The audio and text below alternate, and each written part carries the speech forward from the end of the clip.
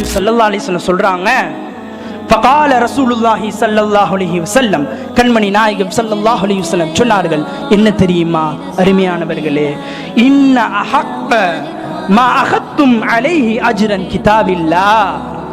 கண்மணி நாயகம் ஸல்லல்லாஹு அலைஹி வஸல்லம் சொன்னார்கள், நீங்கள் எதன் மீது கூலியை நீங்கள் வாங்கினீர்களோ நிச்சயமாக அப்படிப்பட்ட அந்த கூலி கிதாபுல்லா, அல்லாஹ்வுடைய கிதாபுக்கு தான் சொன்னாங்க.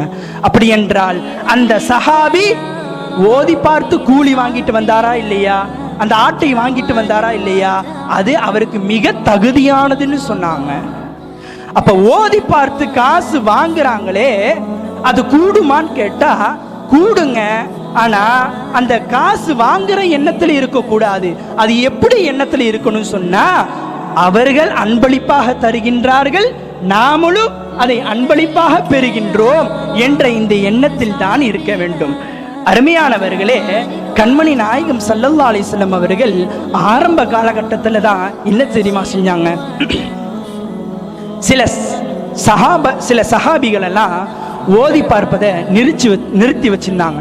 ஏன்னு சொன்னா அதுல சிறுக்குடைய வார்த்தைகளும் வாசகங்களும் அதிகமா இருந்துச்சு. பிற்காலத்துல கண்மணி நாயகம் ஸல்லல்லாஹு அலைஹி வஸல்லம் அதை ஆகுமாக்கிட்டாங்க. அப்ப சிறுக்குடைய வார்த்தைகள் இருந்துச்சுன்னு சொன்னா அதில் ஓதி பார்ப்பது ஒருபோதும் கூடாது. சிறுக்குடைய வார்த்தைகள் இல்லை என்று சொன்னால், அதில் வாசகங்கள் இல்லை என்று சொன்னால் தாராளமாக ஓதி பார்ப்பது கூடும்.